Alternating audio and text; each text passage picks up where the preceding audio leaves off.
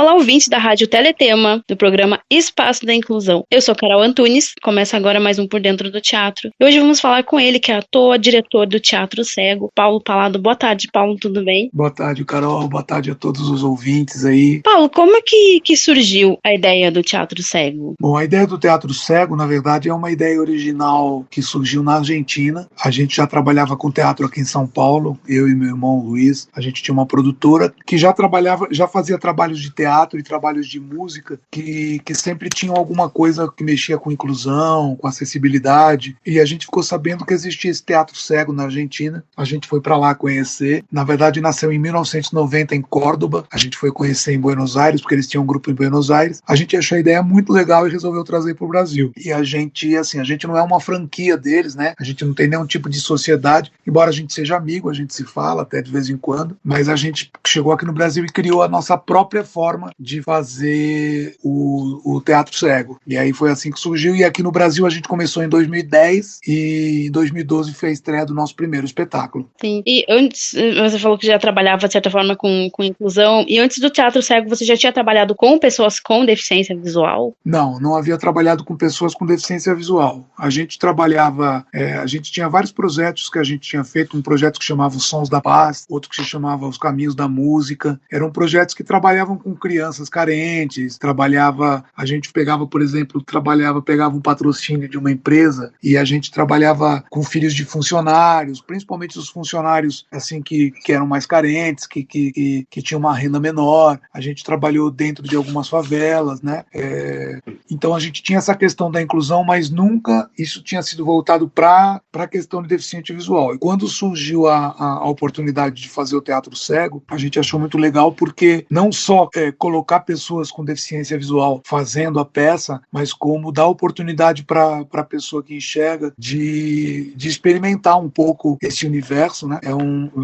É uma peça que tem esse momento de empatia para que as pessoas se sintam um pouco. É óbvio que a gente não coloca a pessoa no lugar de um deficiente visual, mas a gente faz uma experiência que a pessoa pode mais ou menos ter uma noção, e através disso a gente conseguiu fazer, por exemplo, campanhas de doação de córneas junto com o Banco de Olhos de Sorocaba. Agora estamos fazendo uma temporada que unimos a essa temporada uma campanha de doação de cabelos, para as pessoas doarem cabelos e pessoas que estejam fazendo quimioterapia receberem perucas. Então é isso. Aqui com a gente também, Felipe Diogo. Boa tarde, Felipe. Boa tarde, Carol. Boa tarde, amigos do Por Dentro do Teatro, Rádio Teletema, Espaço da Inclusão. Cumprimento também Paulo, nosso convidado, diretor do Teatro Cego. E vocês têm no grupo, né, pessoas que já estão ali, já fazem outras coisas também na área da arte, como, por exemplo, o Edgar, a Sara, né? Como que vocês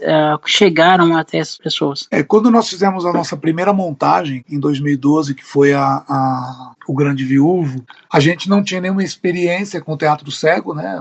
Foi para a gente um trabalho novo, uma coisa que a gente também estava experimentando. Então a gente entrou em contato com algumas associações, entramos em contato com a Lara Mara, com a Dorina Noil, aí ficamos conhecendo na época o Sérgio Sá, que é músico. Nós chamamos, na verdade, o Sérgio Sá como músico para fazer parte dos músicos da peça, e ele perguntou se ele não podia fazer um teste para ator. Ele fez, foi muito bem no teste e acabou ficando com a gente até quando ele faleceu, né? Ele faleceu alguns anos atrás. O Sérgio Sá estudou também num colégio especializado para crianças com deficiência visual, e através dessas instituições a gente fez os nossos primeiros contatos. E como você falou, a Sara, por exemplo, e o Edgar já trabalhavam com teatro, né? E aí a gente acabou que isso foi se expandindo. O Edgar, por exemplo, não apareceu num primeiro momento. O Edgar a gente veio conhecer depois, quando o Teatro Cego já existia, e a gente ficou sabendo que o Edgar fazia um trabalho, tanto um trabalho autoral, ele escreve, dirige. O Edgar faz um trabalho incrível e é um ator incrível também. E aí a gente então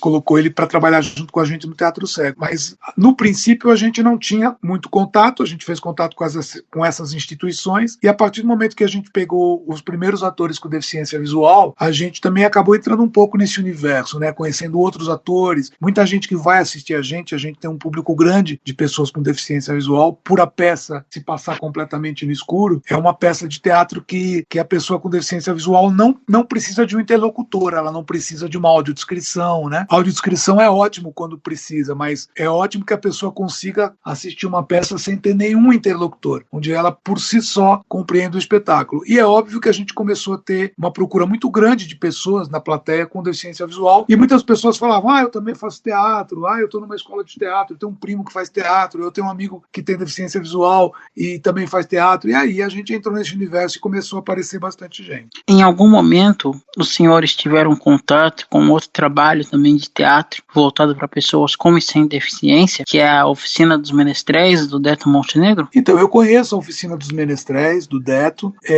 já assisti vários espetáculos dele, nunca conversei pessoalmente com o Deto, mas conheço o trabalho dele à distância, assim, um trabalho muito bacana, muito legal. A Sara Bentes, que está com a gente desde o começo, participava das montagens dos Menestréis, e eu sempre fui assistir os espetáculos dos Menestréis, né? E sempre fiquei muito, muito fascinado com o que vi, assim, não só pela questão da inclusão, por tudo, né? A própria questão teatral, a questão artística, montagens muito bem feitas, tal. Sempre achei bem legal, mas a gente nunca teve um contato oficial, vamos dizer assim, embora eu conheça bem o trabalho e embora a Sara tenha vindo de lá, né? A Sara já fazia teatro lá antes de vir para o Teatro Cego. Vocês atualmente têm algum apoio de lei de incentivo à cultura, alguma coisa assim, para poder ajudar vocês a meio que bancar todo o planejamento, fazer planejamento? Temos sim, a gente inclusive está fazendo uma temporada agora, que hoje estreia espetáculo em Belo Horizonte,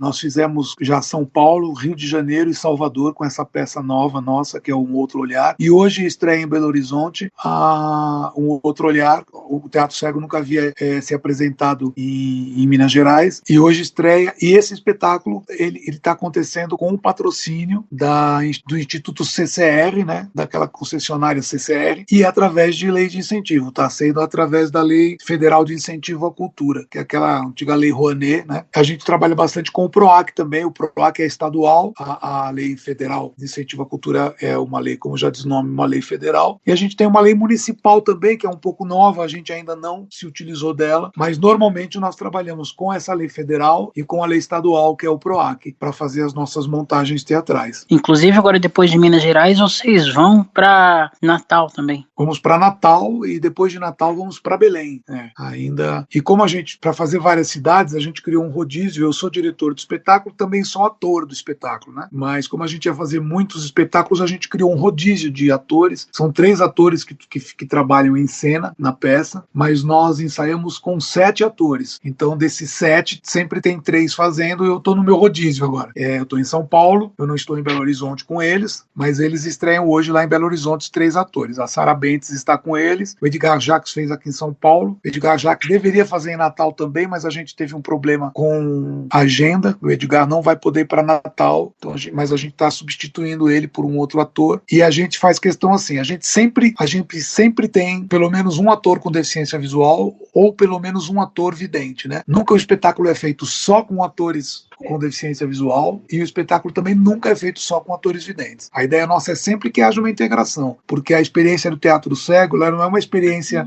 nova só para o público, ela é uma experiência teatral nova também. Ela é não sei se cabe dizer que é uma escola teatral, mas é um novo formato, então para os atores isso também é interessante, essa integração, né? Como é que faz para as pessoas que quiserem entrar para o Teatro Cego? Tem algum tipo de oficina? Como é que é feito esse processo? No momento a gente não tem nenhuma oficina.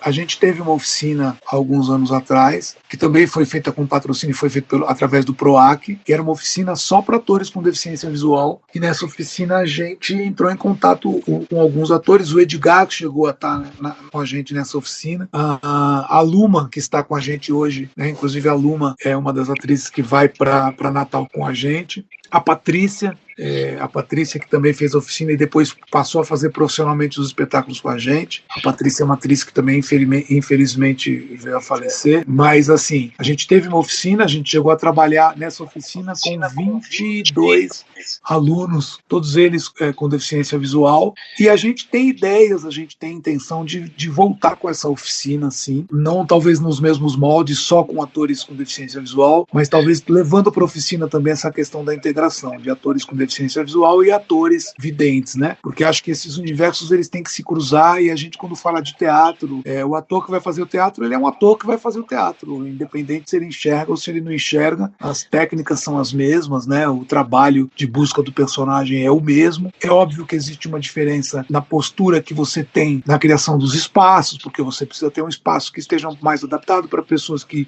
têm deficiência visual, mas assim como você tem que ter, se você vai trabalhar com cadeirantes, você tem que ter um espaço adaptado para que as pessoas possam chegar com as suas cadeiras de roda. Mas assim, em termos de conteúdo, em termos de método de trabalho, é tudo a mesma coisa. Então a gente pretende sim voltar a fazer uma oficina, mas se assim, qualquer pessoa que tem algum tipo de deficiência visual, principalmente, e que queira trabalhar com teatro cego, pode entrar lá no nosso Instagram e mandar uma mensagem, falar, olha, eu sou ator, ou eu faço curso, a gente conversa, né? O Edgar foi assim, o Edgar Jacques entrou em contato comigo, ele entrou em contato, na verdade, através do nosso Facebook, ele falou, olha, eu sou um ator com deficiência visual, eu já faço teatro, eu escrevo para teatro, e eu gostaria muito de conhecer o teatro cego e ver se... Aí o pessoal da produção entrou em contato comigo, me passou o contato dele, eu liguei para ele, marquei com ele, falei, você pode vir aqui a semana que vem? Ele falou, posso. Eu fui, a gente conversou, eu passei um texto para ele, fiz um teste com ele, depois que ele fez, no dia que ele fez o teste comigo, eu já falei para ele, preciso de um ator para tal dia para fazer, e ele já entrou e não saiu mais, né, na companhia. Então, assim, a gente quer ter contato com atores, mas a gente também quer ter essa oportunidade de formar atores, né? Primeiro que, assim, o teatro cego ele é muito específico, porque você tem que trabalhar com códigos muito diferentes de que um ator normalmente trabalha no teatro convencional. Então a gente precisa sim de uma preparação diferenciada. E por outro lado, ele também é muito diferente quando você vai trabalhar com atores com deficiência visual, porque tem todo um trato, tem toda uma comunicação que tem que ser feita com um ator com comunicação com deficiência visual, que normalmente não é feito em peças convencionais também, né? Até porque um ator com deficiência visual, normalmente numa peça convencional, ele acaba fazendo um personagem com deficiência visual, porque ele acaba carregando essa condição com ele para o palco, ou por ter que estar andando com uma guia, ou por ter que estar sendo ajudado por alguém para fazer algum tipo de movimentação. Eu sei que não é sempre isso, mas na maioria das vezes acaba acontecendo isso. Então, no teatro cego, isso não acontece. No teatro cego é uma peça, por exemplo, essa peça que nós estamos fazendo, os personagens são todos videntes, e quando acaba o espetáculo, ninguém na plateia sabe dizer que personagem estava sendo representado por um ator com deficiência visual, que personagem estava sendo representado por um ator vidente. Justamente porque o trabalho de ator é o mesmo, né? O trabalho de ator, de interpretação, de construção do personagem é o mesmo. E como que é feito, assim, vocês fazem uma pesquisa, como é que é feito para que a gente realmente viva aquilo que está ali, né? Porque quando vocês vieram para Curitiba, eu assisti o Grande Viúvo, e a gente está ali... Tem momentos que a gente se sente tão dentro da peça, tipo, não gosto de ficar dando spoiler, mas tinha um momento lá que tava enterrando, né, a morta, e, juro, eu fiquei procurando no chão, onde é que tá, onde tem algum buraco, onde tá, porque a gente se sente tão envolvido ali que a gente se sente realmente dentro do espetáculo, né, como que é feito isso para que as pessoas realmente se sintam ali, para que elas esqueçam que elas, né, no caso até de os videntes, que elas esqueçam que estão no completo escuro e que elas aguçem outros sentidos. A gente faz um trabalho bem assim, de pesquisa, e eu acho que esse é um dos grandes diferenciais do teatro cego.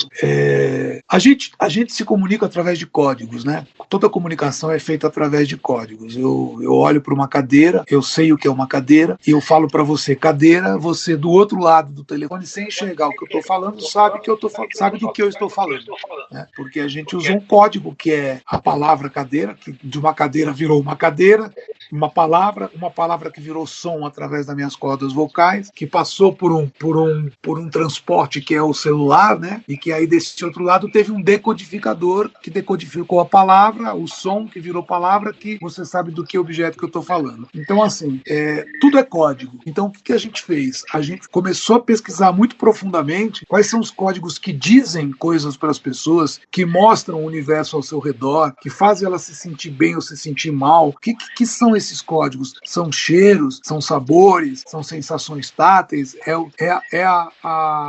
que as pessoas ouvem, né? A paisagem sonora.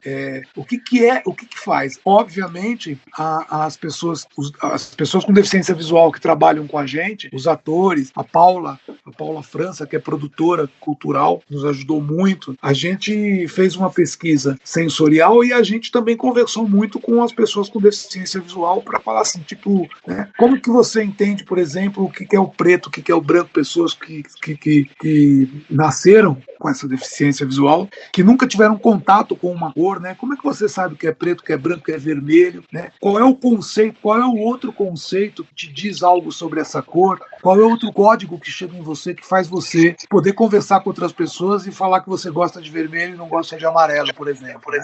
Então a gente foi descobrindo esses códigos e aí em todas as peças que a gente constrói, a gente busca esses códigos. É lógico que assim, por exemplo, O Outro Olhar, O Grande Viúvo, A Corda Amor, são peças que eu escrevi, né? O Grande Viúvo, ele é uma adaptação de um texto do Nelson Rodrigues, mas a peça teatral foi escrita por mim. Então é lógico que na hora que eu escrevo, eu faço com que o texto, eu já sei que o texto vai criar situações que me facilitem usar mais esses outros códigos, entendeu? A gente, por exemplo, durante o A Corda Amor, tem uma tortura, uma cena de tortura que acontece no meio da plateia, é uma cena de afogamento. Já está muito perto da plateia. Se a plateia esticar o pé, ela toca o pé na pessoa que está sendo torturada. E já está muito perto. Então essa proximidade, a respiração, né, já cria isso. Mas aí a gente faz assim, toda vez quando ele puxa a cabeça da pessoa de dentro do balde que está sendo afogada, uma água espirra na plateia, entendeu? Então isso dá até as pessoas dizem que tomam um susto e ao mesmo tempo dá uma espécie de um nojo misturado com um pouco de medo por causa da...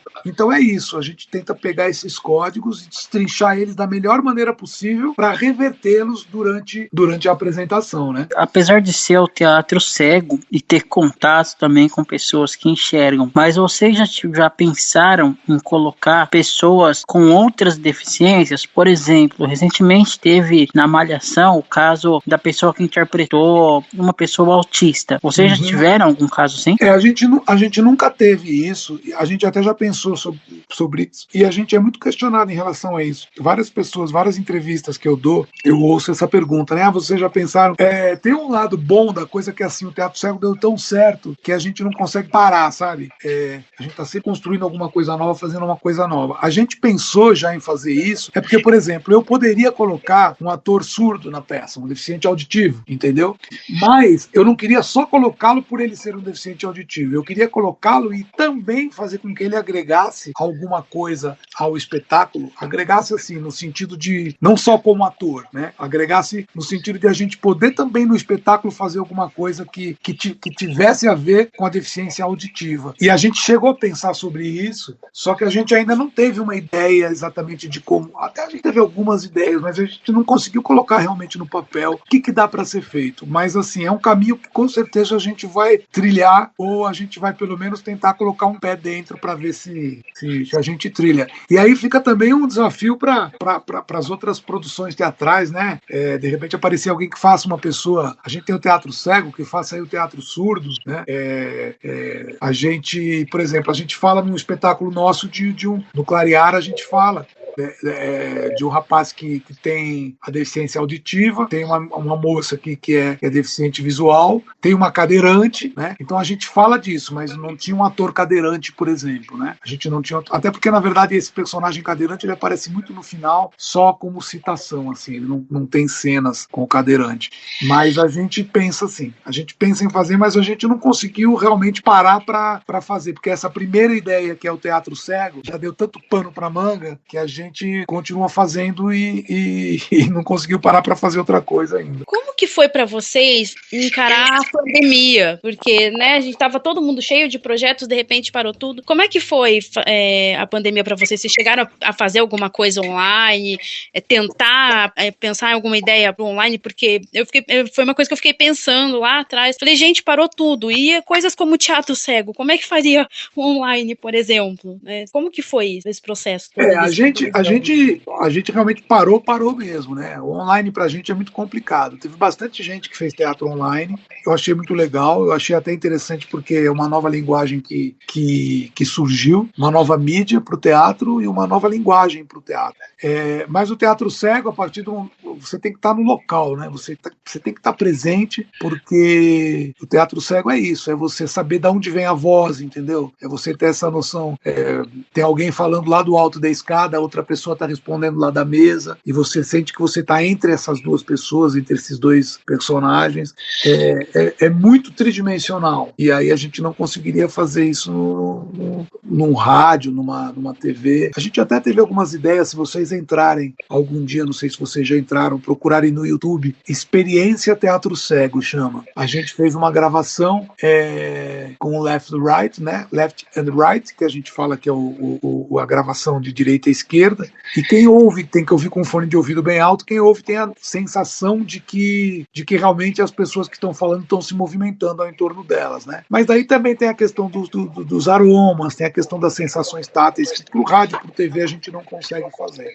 Então a gente ficou realmente parado.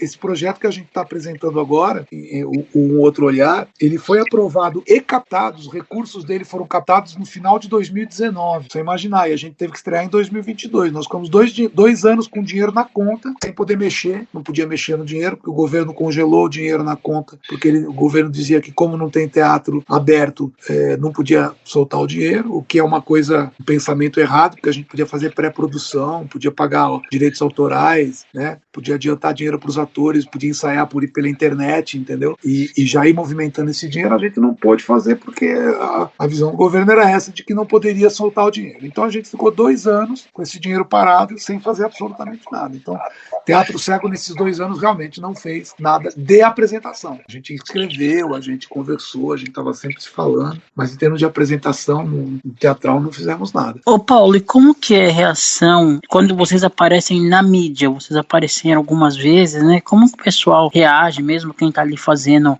o trabalho, a gravação, quando tem esse contato com o Teatro Cego? A gente tem quando a gente chega na mídia, a gente tem uma dificuldade assim, todo mundo quer filmar o espetáculo, né? Vamos filmar uma cena para colocar na TV, vamos fotografar o espetáculo, botar uma foto no jornal, e a gente diz assim, não tem cena visual, só tem cena sem visual. Não, mas a gente filma vocês no claro. Não adianta filmar no claro. O que vocês vão ver no claro não existe na peça. A gente não trabalha simplesmente no escuro, a gente trabalha o conceito de que a imagem não existe na nossa peça, né? A imagem, ela não existe. Não adianta você dizer assim, tá aqui, eu tô filmando no claro, isso aqui é a cena, mas só que ela vai acontecer no escuro. Não. Essa cena só existe no escuro, ela no claro não existe. Ela passa a ser outra coisa que não é teatro cego.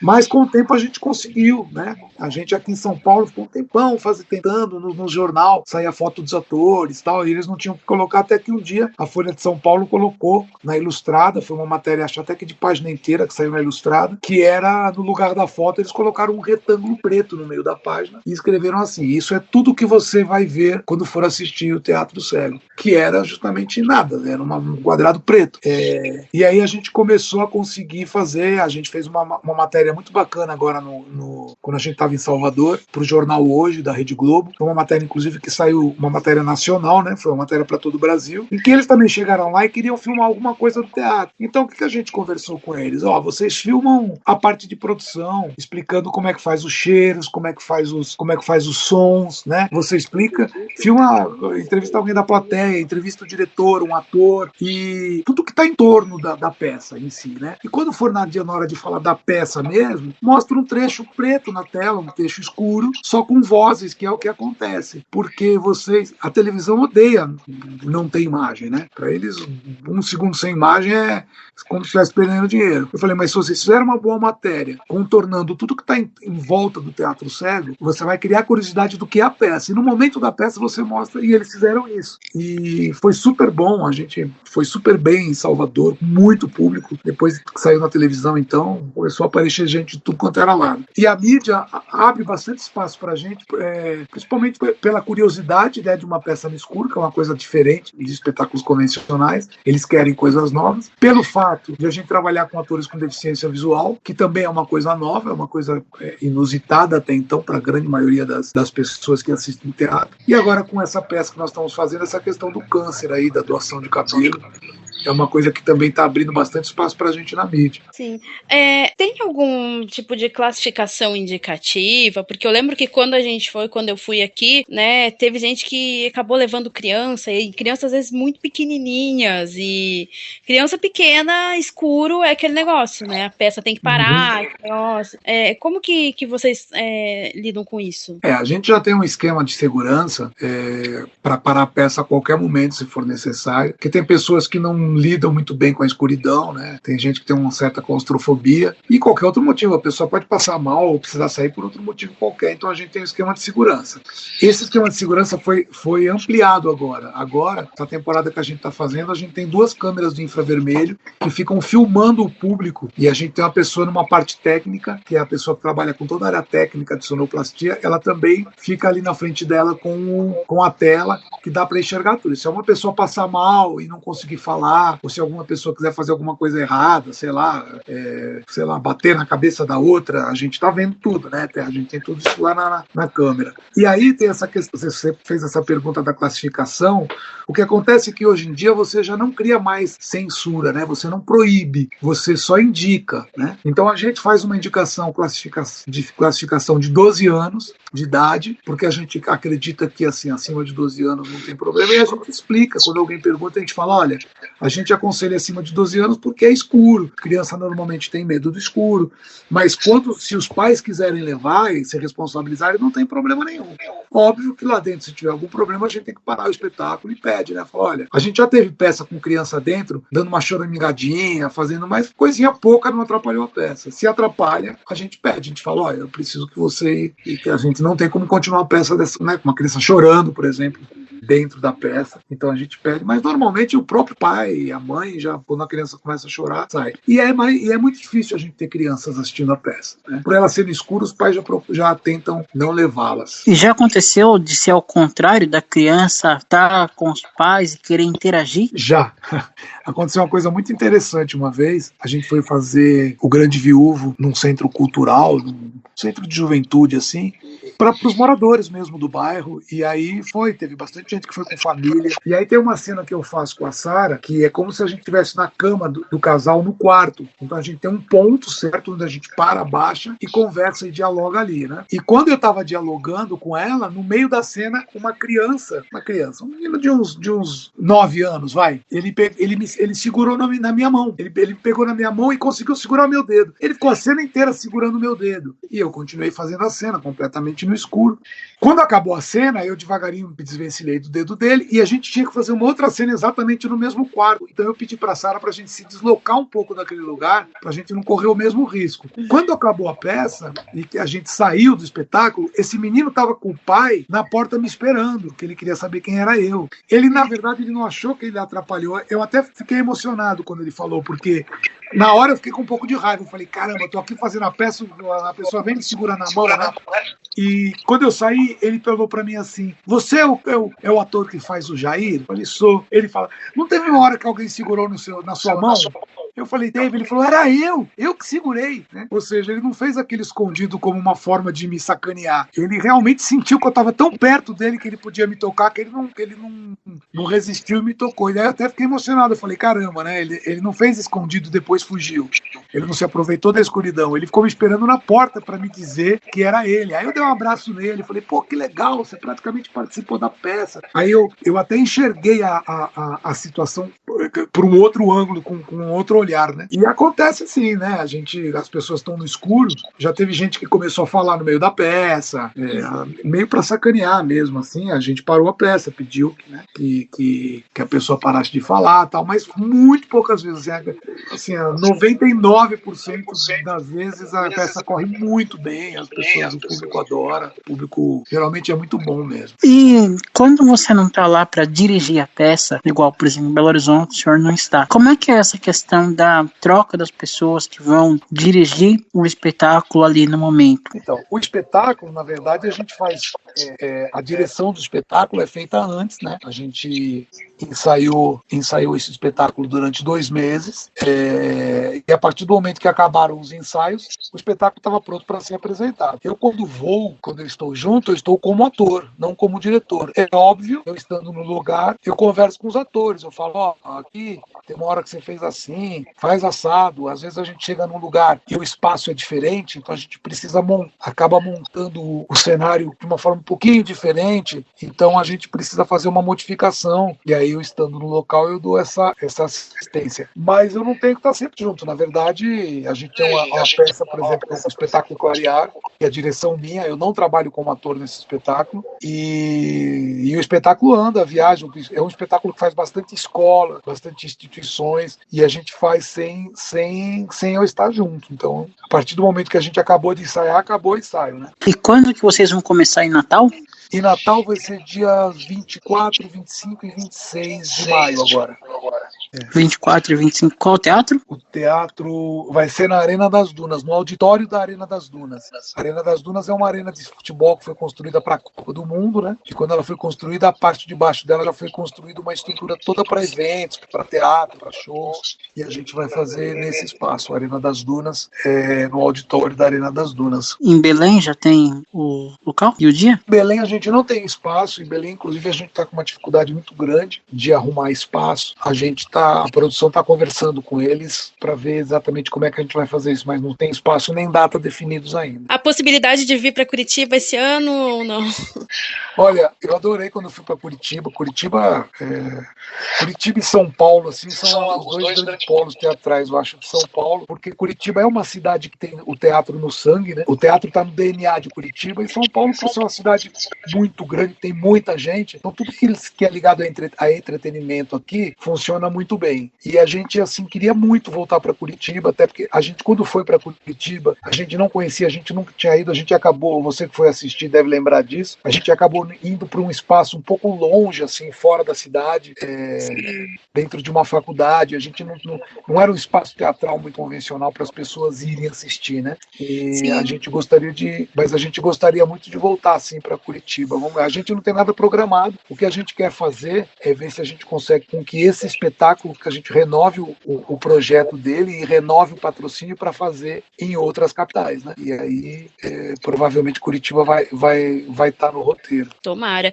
Curitiba tem muito, a maioria dos teatros aqui são bem no centro, né? A gente fala que não vai pro teatro aqui quem não quer, porque agora em abril a gente teve o Festival de Teatro, né?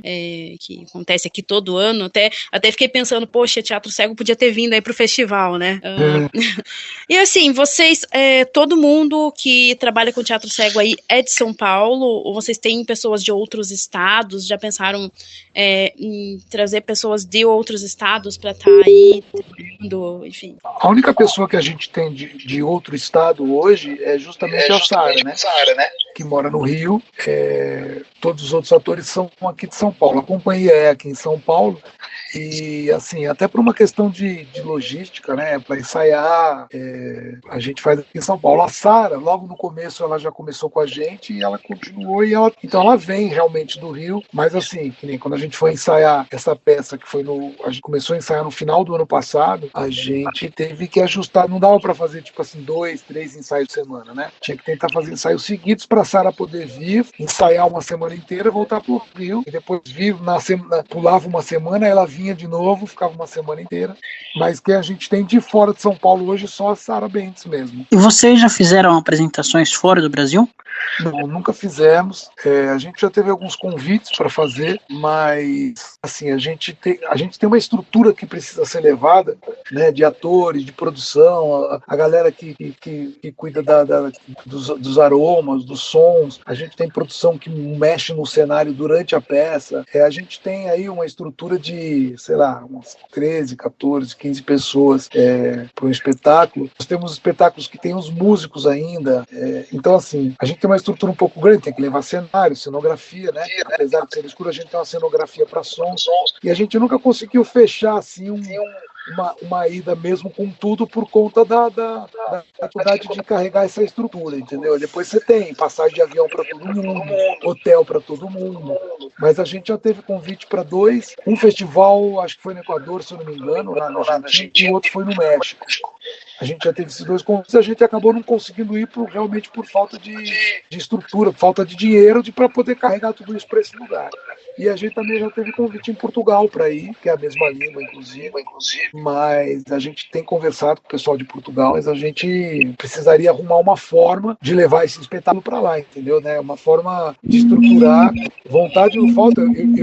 Eu até em Portugal, estive em Portugal conversando com um teatro lá, uma produtora, que é a Yellow Star, mas a gente não conseguiu fechar nada justamente por isso, assim, né? Porque o custo é muito alto. Ele ter um patrocínio intercontinental aí. Da minha parte, eu agradeço aí ao Paulo, né, pela atenção e pela generosidade. Então, Paulo, muito obrigada aí pela sua participação aí com a gente. Gratidão mesmo ter disponibilizado aí seu tempo com a gente. E, né, quiser deixar aí suas considerações finais, quiser deixar redes sociais também, fique à vontade.